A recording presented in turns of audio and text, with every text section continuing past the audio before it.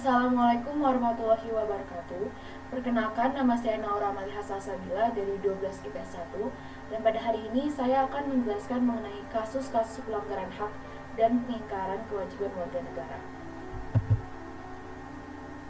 Yang pertama adalah substansi hak dan kewajiban warga negara dalam Pancasila. Menurut Profesor Dr. Nontonegoro, hak adalah kuasa untuk menerima atau melakukan sesuatu yang semestinya diterima atau dilakukan oleh pihak tertentu dan tidak dapat dilakukan oleh pihak lain yang pada prinsipnya dapat dituntut secara paksa olehnya. Kewajiban sendiri adalah beban untuk memberikan sesuatu yang semestinya diberikan secara terus-menerus oleh pihak manapun yang pada prinsipnya dapat dituntut secara paksa oleh pihak yang berkepentingan.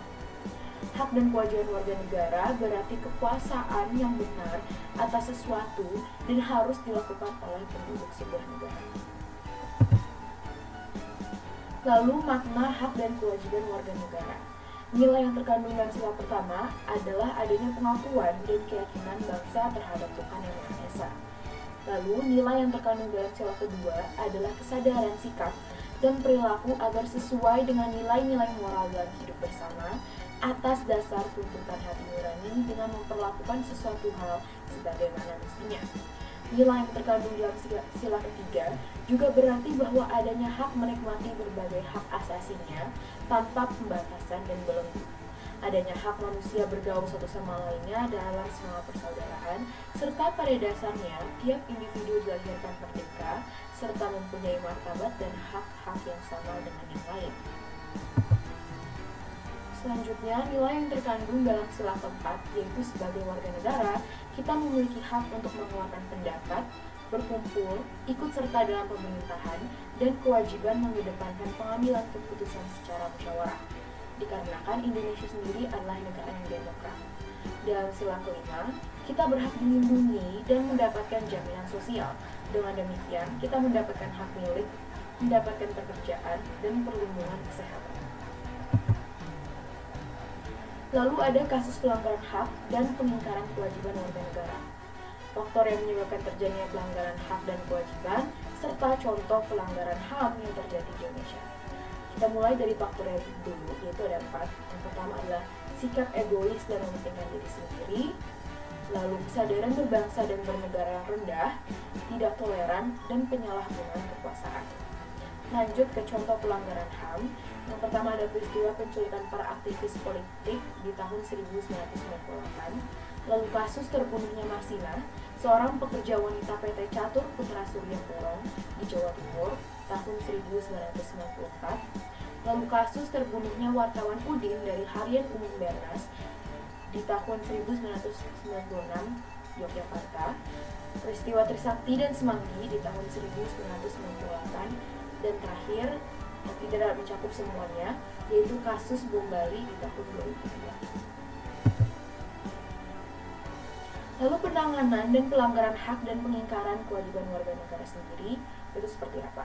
Ada beberapa instrumen-instrumen PBB yang membantu untuk penanganan pelanggaran hak dan pengingkaran kewajiban warga negara.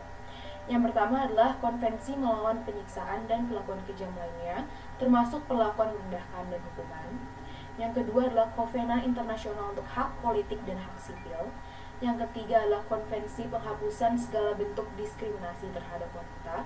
Yang keempat ada Konvensi Internasional Penghapusan Segala Bentuk Diskriminasi Ras. Yang kelima adalah Covenant Internasional untuk Hak-Hak Ekonomi dan Sosial Budaya. Yang keenam adalah Konvensi Hak-Hak Anak. Lalu dengan keikutsertaan Indonesia dalam Komisi Antar Pemerintahan Negara-Negara ASEAN untuk Hak Asasi Manusia yang disebut ASEAN Intergovernmental Commission on Human Rights atau AICHR, maka Indonesia sendiri memiliki kewajiban untuk menjunjung tinggi HAM di wilayahnya. Salah satu cara preventif adalah upaya yang dilakukan untuk mencegah terjadinya pengingkaran kewajiban sebelum pengingkaran kewajiban itu terjadi. Contohnya seperti sosialisasi tentang HAM, lalu sosialisasi tentang kriminalitas yang mencoreng HAM dan menyalahgunakan kekuasaan untuk merusak HAM orang lain. Lalu cara represif adalah suatu tindakan aktif yang dilakukan pihak berwajib pada saat pengingkaran kewajiban terjadi agar pengingkaran itu tidak terulang kembali. Contohnya, jika seseorang mengambil nyawa orang lain, otomatis merebut HAM orang tersebut, merebut HAM korban dari dirinya. Maka cara represif adalah dengan menangkap penjahat tersebut dan mengadilinya dengan adil. Sekian dari saya, mohon maaf sekali jika ada kata-kata yang salah atau penjelasan yang kurang tepat. Thank you for listening. Wassalamualaikum warahmatullahi wabarakatuh.